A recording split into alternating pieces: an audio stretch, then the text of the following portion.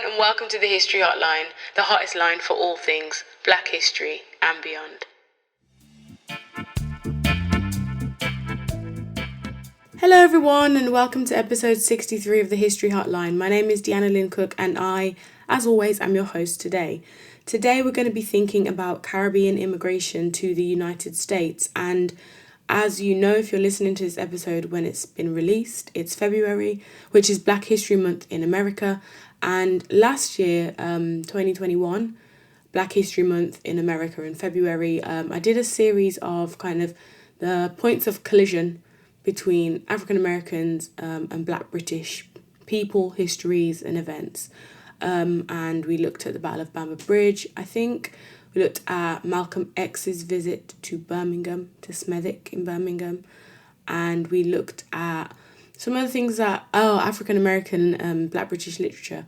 And I really enjoyed doing that series. I love American history. It is so interesting to me. And I like to look at the parallels, as you probably know, between the experiences of Black people in both Britain and in America and in the Caribbean sometimes. So given this apt time that is US Black History Month, I thought this time round I'd look at how the Caribbean crosses over and intersects with America in regards to race relations, migrations, and some of the individuals that we perceive and see as big names in civil rights, big names in the arts, whether that be writers, poets, actors, and, you know, the background of those people, which aren't always actually as African Americans.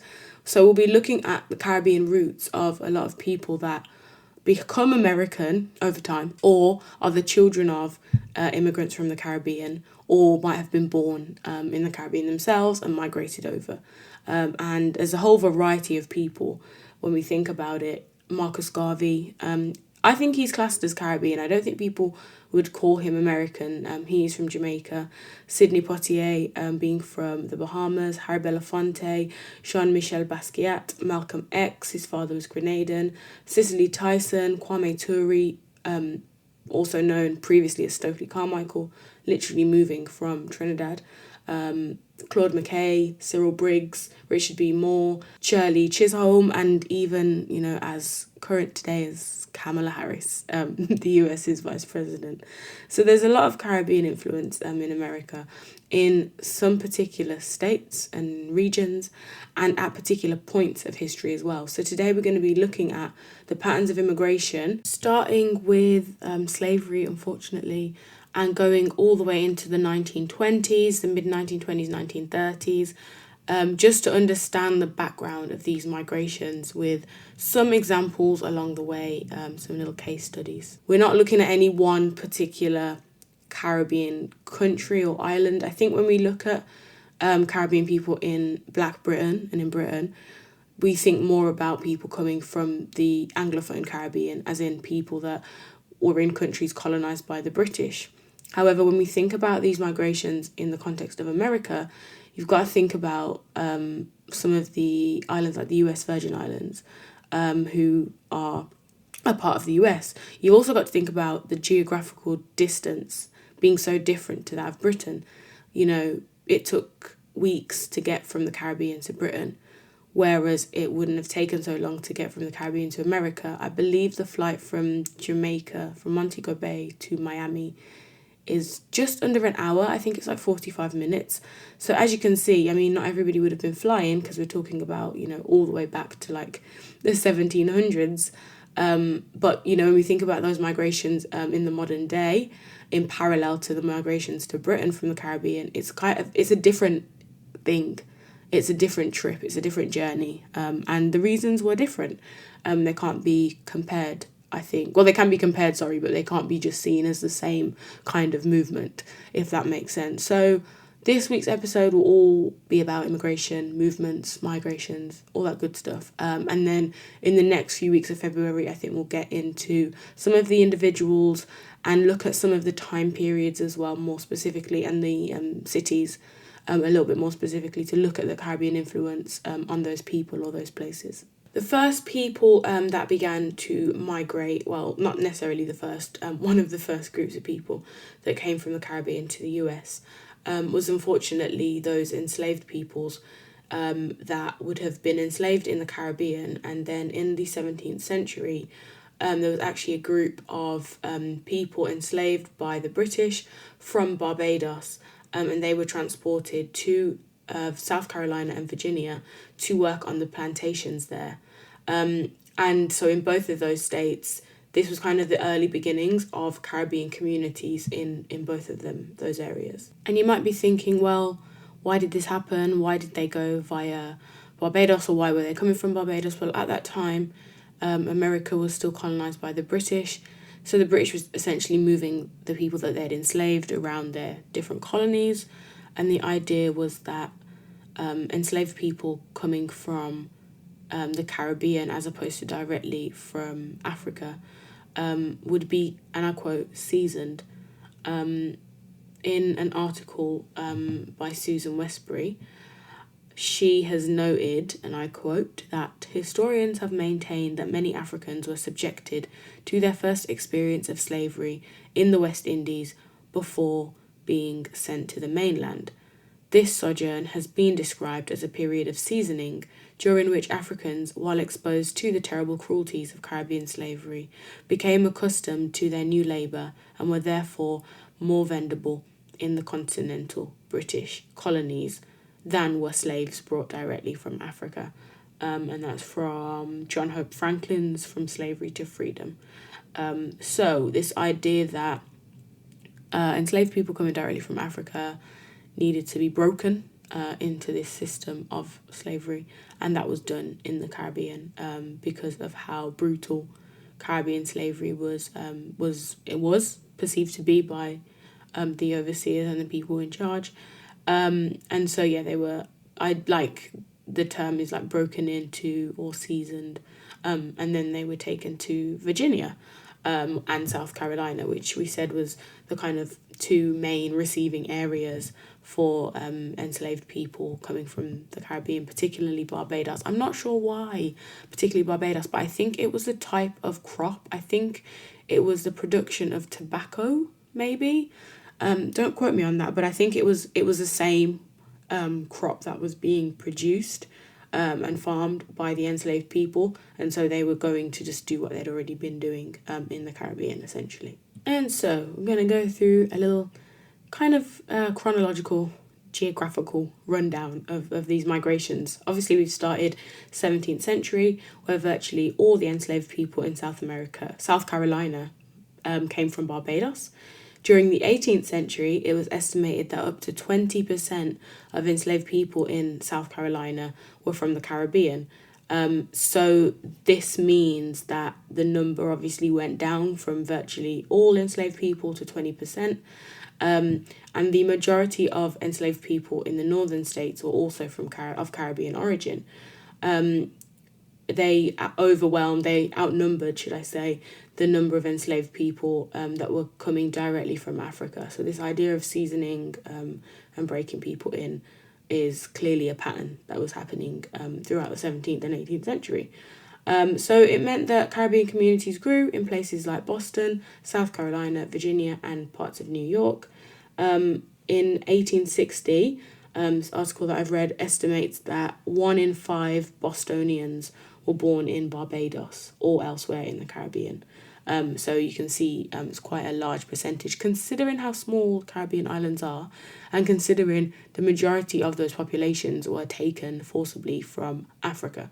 So I think these are really small numbers. The population of Caribbean islands and countries have grown obviously since then, but to think that 1 out of 5 of Bostonians were born in Barbados, so this is the first generation. This isn't even their children or their children's children, as the generations of enslaved people continue. These are people born there and taken, so not from Africa and then seasoned, because obviously they were born in Africa. These are people that were probably taken from Africa, and it would be their children or their grandchildren that would have been born in the Caribbean colonies like Barbados and then moved over, which again just kind of highlights the the separation of black families under a system like slavery, then, and it didn't just impact one place, it impacted Africa in the first instance, and then Caribbean in the second, and then America in the third in some cases, as families were split up across different states and plantations and countries.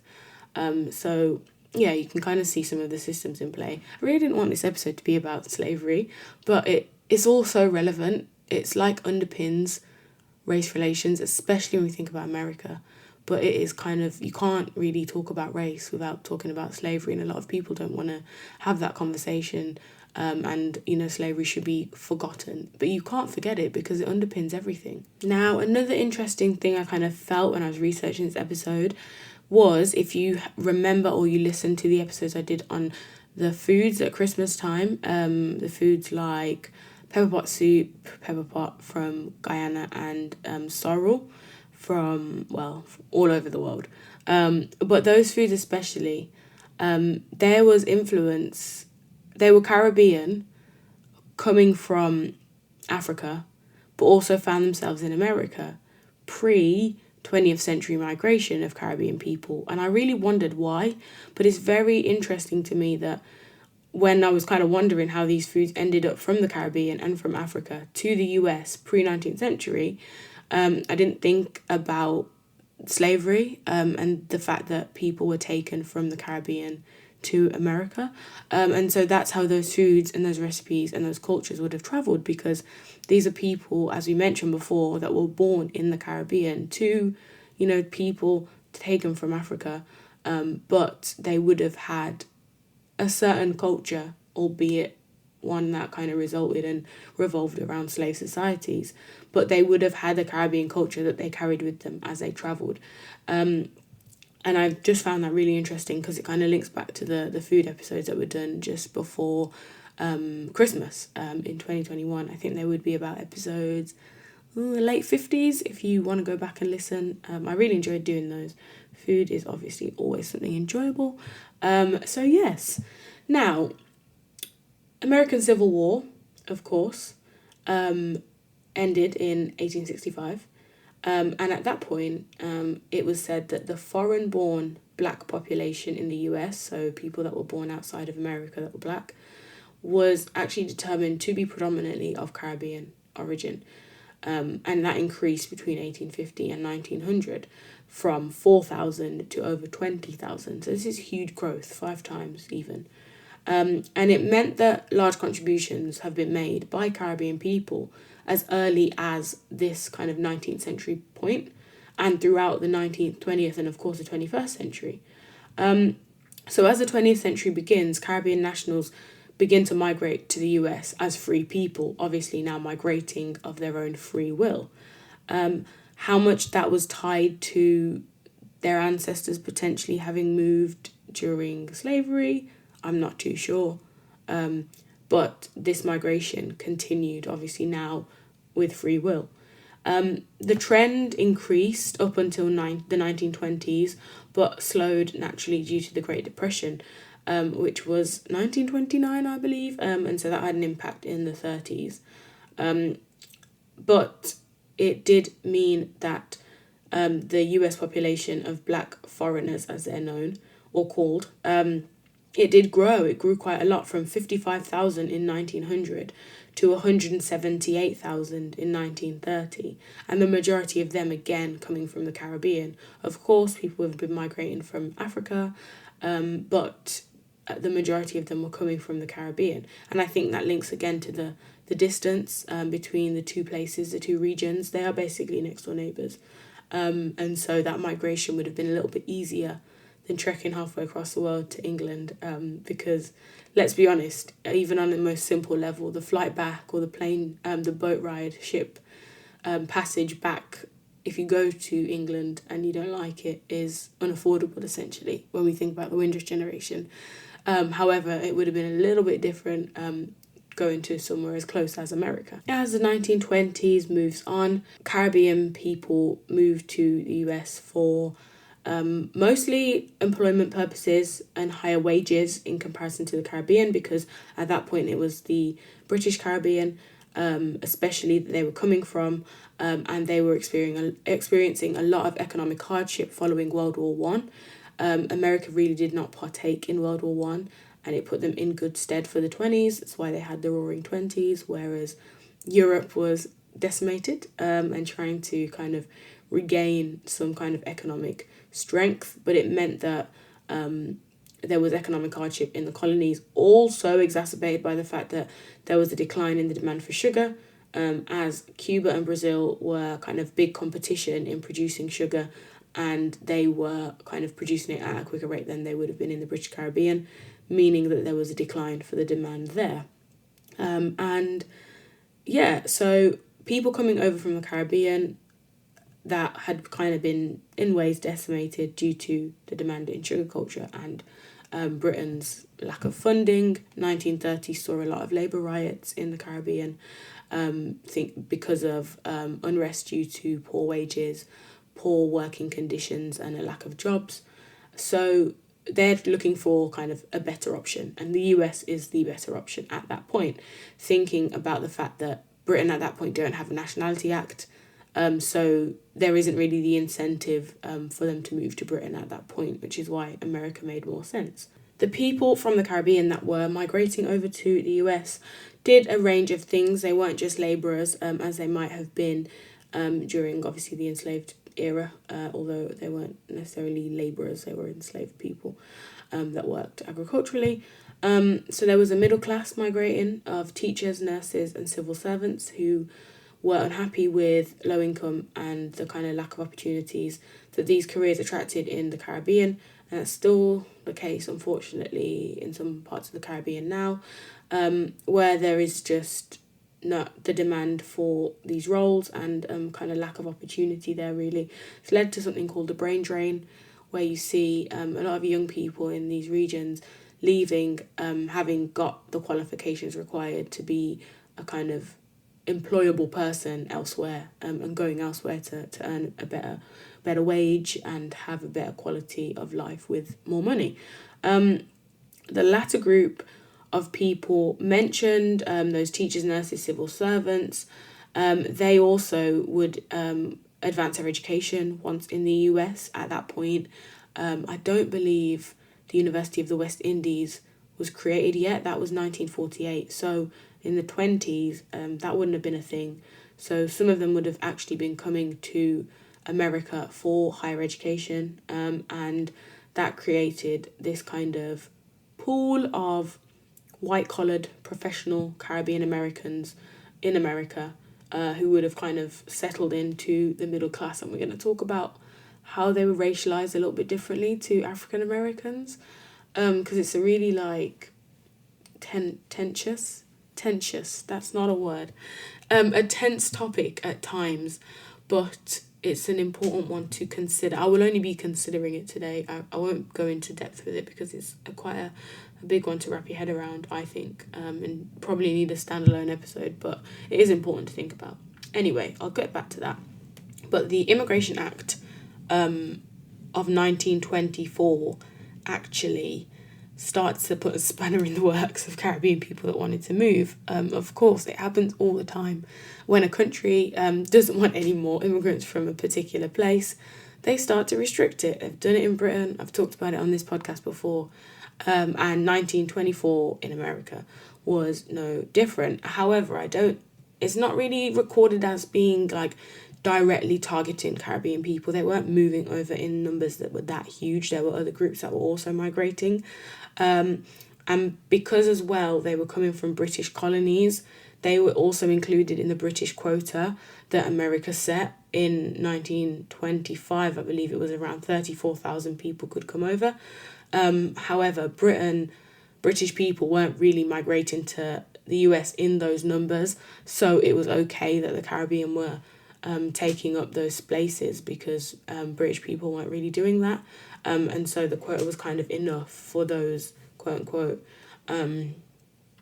people in the British colonies that would have been part of British nationality. And just to highlight this point, I kind of wanted to bring in a little case study or an example of a man called Claude McKay, who was, he's referred to as Jamaican American. He's Jamaican. if you ask me, but maybe that's contentious and a bit controversial to say that. But he was a central figure in the Harlem Renaissance, obviously in New York. He left in 1912 to go to the US to attend Tuskegee Institute, which is now Tuskegee University.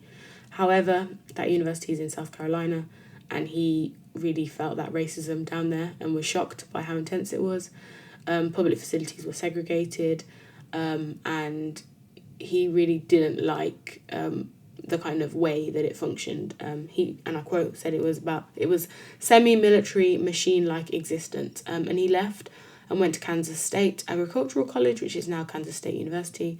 And when he was there, he read W.E.B. Du Bois' The Souls of Black Folk, which then had a large impact on him and his political mindset and involvement in political movements in the future, and his art, I'm sure, as well, his writing, his poetry. And he becomes, as I said, a central figure in the Harlem Renaissance, and this is a man that's migrated as a student from Jamaica in 1912, so as early as that.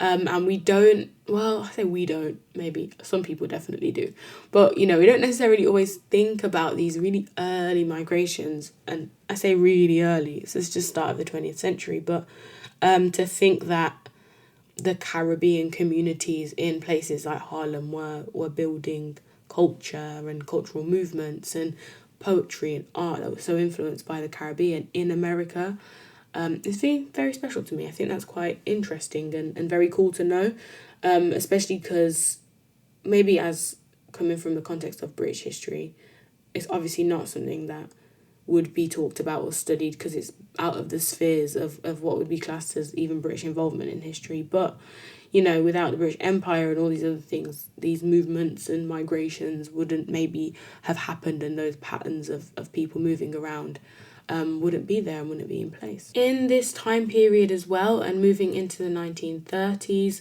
you've got Caribbean nationals like Marcus Garvey, who comes over to America to sow the kind of seeds and ideas relating to Pan-Africanism and Black power in America. And his voice was integral and a very loud voice when it came to Black power in the US. Marcus Garvey is an interesting one. I think maybe being Jamaican and seeing how revered he is in Jamaica, I've never known him to be anything other than Jamaican. But when we think about Black power movements in the US, his name is one of the first to be called, and rightly so. So I find it, quite interesting that such a leader and such a trailblazer, this man is long before Martin Luther King and Malcolm X and the civil rights movements and leaders of the 60s and late 50s. This man is here a long time before that, coming from Jamaica and taking these ideas of Black power and Black people advancing and being liberated from the oppression that they're being faced with in the Caribbean and in America and in Britain. Thank you so much for listening to this week's episode. That is all we have time for. We're going to continue on with that migration trend, and when we get into the 50s and 60s, we'll have a few more interesting figures. I think we'll have an episode about the Harlem Renaissance coming up as well, because they were all so inspired by the Caribbean and those migrations that we've mentioned today. So thank you so much for listening. Have a wonderful week. Goodbye. Thank you for listening to the History Hotline. If you've enjoyed this episode, please tell a friend to tell a friend. To continue the conversation about Black history, head over to our social media platforms at the History Hotline on Instagram and at the History HL on Twitter.